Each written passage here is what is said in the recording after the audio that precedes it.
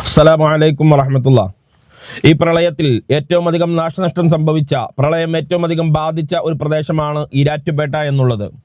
Season കച്ചവടത്തിന് വേണ്ടി എത്തിച്ച കോടിക്കണക്കിന് രൂപയുടെ കച്ചവട സാധനങ്ങളും സാമഗ്രികളും വസ്തുവകകളും ഉൾപ്പെടെ വീടുകളിലും കടകളിലും സ്ഥാപനങ്ങളിലും ആരാധനാലയങ്ങളിലും വൻ നാശമാണ് അപ്രതീക്ഷിതമായി ഈരാറ്റുപേട്ടയിൽ സംഭവിച്ചത്. പ്രളയം കഴിഞ്ഞ് പഴയ ജീവിതത്തിലേക്ക് തിരിച്ചു വരാൻ, നാശനഷ്ടങ്ങൾ നികത്താൻ, വീടുകളും കടകളും ആരാധനാലയങ്ങളും വാഹനങ്ങളും എല്ലാം വൃത്തിയാക്കാൻ കൈമൈ മറന്നുകൊണ്ട് കക്ഷി രാഷ്ട്രീയ ഭേദമന്യേ എല്ലാവരും ഒത്തൊരുമിച്ച പ്രവർത്തനമാണ് ഈരാറ്റുപേട്ടയിൽ നടക്കുന്നത്. ഈ പ്രളയാനന്തര ഈരാറ്റുപേട്ടയെ കെട്ടിപ്പടുക്കുന്നതിന് മനസ്സുകൊണ്ടും വാചകം കൊണ്ടും കർമ്മം കൊണ്ടും എല്ലാം കേരളത്തിൻ്റെ പിന്തുണ ഈരാറ്റുപേട്ടയ്ക്ക് ആവശ്യമാണ് എന്നിരിക്കെ ഈരാറ്റുപേട്ടയോട് നന്ദികെട്ട സമീപനം ഉണ്ടാകരുത് എന്ന് എല്ലാവരോടും ഭരണകൂടത്തോട് പ്രത്യേകിച്ചും ഓർമ്മിപ്പിക്കുകയാണ്, ഉണർത്തുകയാണ്. 400-ൽ പരം വീടുകളിൽ വെള്ളം കയറി.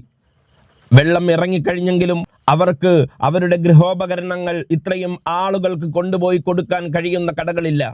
അത്തരം കടകൾ നടത്തിയിരുന്നവരുടെ കടകളിലും വെള്ളം കയറിയിരിക്കുകയാണ്.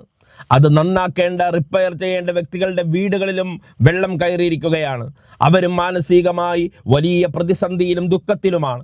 അത്തരമൊരു ഘട്ടത്തിലാണ് ജനങ്ങളുടെ ആവശ്യം കണ്ടറിഞ്ഞ് മനസ്സിലാക്കിക്കൊണ്ട് SDPI അവരുടെ മാൻ പവർ ഉപയോഗപ്പെടുത്തിക്കൊണ്ട്, വിവിധ ജില്ലകളിലെ അവരുടെ ബന്ധങ്ങൾ ഉപയോഗപ്പെടുത്തിക്കൊണ്ട് ഫൗസിയ ഓഡിറ്റോറിയത്തിൽ ഇലക്ട്രോണിക് ഉപകരണങ്ങൾ റിപ്പയർ ചെയ്യുന്ന ഒരു ക്യാമ്പ് തന്നെ സംഘടിപ്പിക്കുകയുണ്ടായി. തികച്ചും സൗജന്യമായിക്കൊണ്ട് സാമൂഹിക സേവനം എന്ന നിലയ്ക്ക് ചെയ്ത ഒരു പദ്ധതിയാണത്. പല ആളുകളുടെയും ഇലക്ട്രോണിക് ഉപകരണങ്ങൾ ഒരേ സമയത്ത് തന്നെ കംപ്ലൈൻ്റ് ആയിട്ടിരിക്കുന്നത് കൊണ്ട് എത്ര രൂപ കൊടുത്തിട്ടാണെങ്കിൽ പോലും സ്വന്തം സാമഗ്രികൾ സമയകാല താമസമില്ലാതെ നന്നാക്കി യാതൊരു വഴിയുമില്ലാതിരിക്കുമ്പോൾ അവിടെയാണ് SDPIയുടെ ഇടപെടൽ പ്രസക്തമാകുന്നത്, ശ്ലാഘനീയമാകുന്നത്. അവിടെ ചെളിയിൽ പൂണ്ടുകിടക്കുന്നതായ വീടുകൾ, ചെളിയിൽ പൂണ്ടുകിടക്കുന്നതായ ആരാധനാലയങ്ങൾ, വാഹനങ്ങൾ, കച്ചവട സ്ഥാപനങ്ങൾ, അതൊക്കെ പ്രളയത്തിലും പ്രളയാനന്തര ഈരാറ്റുപേട്ടയിലും അവർക്ക് പുതിയൊരു ജീവിതം കെട്ടിപ്പടുക്കുന്നതിന് വേണ്ടിയിട്ട് എല്ലാ നിലയിലും ആത്മാർത്ഥമായി ഒരുമിച്ച് നിന്ന് പരിശ്രമിച്ചതുകൊണ്ടാണ്, അതിനെ അഭിനന്ദിച്ച് സംസാരിച്ചുകൊണ്ട് ഈരാറ്റുപേട്ട എന്ന മുസ്ലിം ലീഗിൻ്റെ അധികാരത്തിലുള്ള മുനിസിപ്പാലിറ്റിയുടെ ചുമതല വഹിക്കുന്ന അഡ്വക്കേറ്റ് VP നാസർ, അദ്ദേഹം ഈരാറ്റുപേട്ടയുടെ മുനിസിപ്പൽ ചെയർപേഴ്സണാണ്. അദ്ദേഹം രംഗത്ത് വന്നു. മറ്റ് ഇതര പാർട്ടികളുടെ കൗൺസിലേഴ്സ് ഉൾപ്പെടെ അവർ രംഗത്ത് വന്നുകൊണ്ട് SDPIയുടെ പ്രവർത്തനത്തെ അവർ അഭിനന്ദിക്കുകയുണ്ടായി. ഇത്തരത്തിൽ രാഷ്ട്രീയ പാർട്ടിയുടെ വക്താക്കളാകട്ടെ, അതുപോലെ തന്നെ നഗരസഭാ പ്രസിഡന്റ്, നഗരസഭാ ചെയർപേഴ്സൺ ഉൾപ്പെടെ അവർ രംഗത്ത് വന്നത് ഈരാറ്റുപേട്ടയുടെ ഏത് ദുരിതത്തെയും ഒറ്റക്കെട്ടായി, ഒറ്റ മനസ്സോടെ, ഐക്യത്തോടെ നിലകൊള്ളുന്ന മനസ്സാണ് ഈരാറ്റുപേട്ടയുടേത് എന്ന് യഥാ സമൂഹത്തിന് അവർ കാണിച്ചു തരികയാണ്. അവിടെയാണ് റിപ്പോർട്ടർ പോലെയുള്ള ഒരു വാർത്താ ചാനൽ അവർ ഒരു കാര്യം റിപ്പോർട്ട് ചെയ്യുമ്പോൾ അത് ആരാണ് നടത്തിയത് എന്ന് പറയാൻ പോലും തയ്യാറാകാതിരുന്നത്. അത് SDPI നടത്തി എന്നുള്ളത് കൊണ്ട് മാത്രമാണ്. ആര് നടത്തി എന്ന് പറയാൻ പോലും പേടിക്കുന്ന വിധത്തിൽ ഫാഷിസ്റ്റുകൾക്ക് വിധേയപ്പെട്ടു പോയവരോട് നമുക്ക് പറയാനുള്ളത്, മാധ്യമപ്രവർത്തകരെ കുറിച്ച് പറഞ്ഞിട്ടുള്ളത്, അവർ പ്രലോഭനങ്ങൾക്കും പ്രകോപനങ്ങൾക്കും വശംവദരാകാത്ത ധീരന്മാരായിരിക്കണം എന്നുള്ളതാണ്. റിപ്പോർട്ടർ ചാനലിനെ പോലെയുള്ള പേടിയുള്ളവർക്ക് പറ്റിയ പണിയല്ല ഈ വാർത്തയുടെ അവതരണം.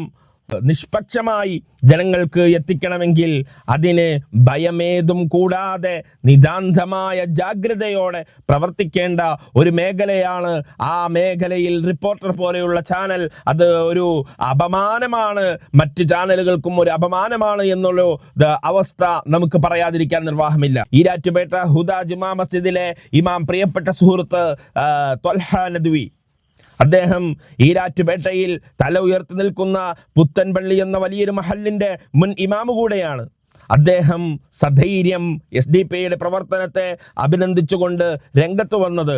നാട്ടുകാരൻ എന്ന നിലയ്ക്ക് ജനങ്ങളോടൊപ്പം നിന്ന് പ്രളയത്തിൽ അകപ്പെട്ട, പ്രളയാനന്തര ഈരാറ്റുപേട്ടയിലാകട്ടെ, ക്യാമ്പിലാകട്ടെ, വീടുകളിലാകട്ടെ കയ്യും മെയ്യും മറന്നുകൊണ്ട് ഈരാറ്റുപേട്ടയിലെ പ്രവർത്തകർ ജനങ്ങൾക്ക് വേണ്ടി ഇടപെടുന്നു എന്നത് നേരിൽ കണ്ട് ബോധ്യപ്പെട്ടതുകൊണ്ട് മാത്രമാണ്.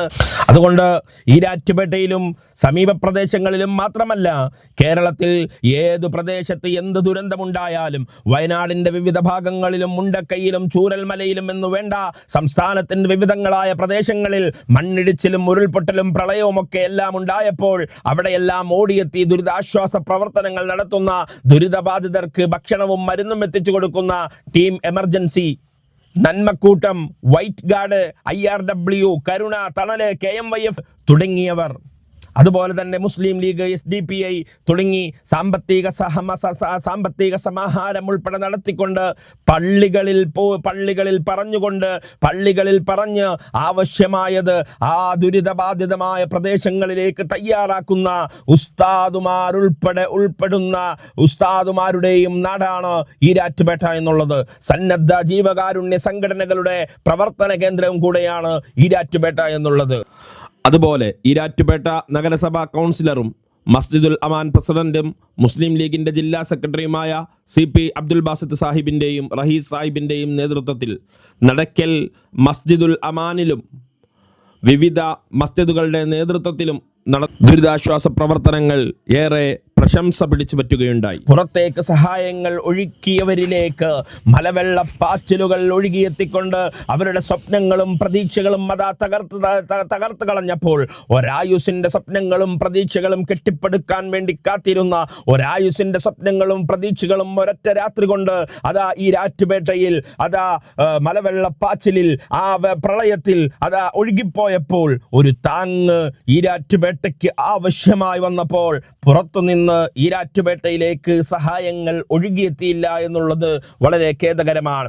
കേരളം ഭരിക്കുന്ന UDF-ന് മുനിസിപ്പാലിറ്റിയിലും അസംബ്ലിയിലും എല്ലാം സമർപ്പിച്ച് ആ ഭരണകൂടത്തിന് വേണ്ടി എല്ലാം തയ്യാറാക്കിയ ഈരാറ്റുപേട്ടയുടെ അവകാശങ്ങൾക്കൊപ്പം ഭരണകൂടം നിൽക്കും എന്ന് വലിയൊരു പ്രത്യാശയാണ് നമുക്കുള്ളത്. നമുക്ക് ഒന്നിച്ച് പ്രവർത്തിക്കാം, പ്രയത്നിക്കാം. അല്ലാഹു തആല അതെ ഈരാറ്റുപേട്ടയുടെ പ്രൗഢിയും പ്രതാപവും അല്ലാഹു തആല നിലനിർത്തി തന്ന് അനുഗ്രഹിക്കുമാറാകട്ടെ. അസ്സലാമു അലൈക്കും വറഹ്മത്തുള്ളാഹി.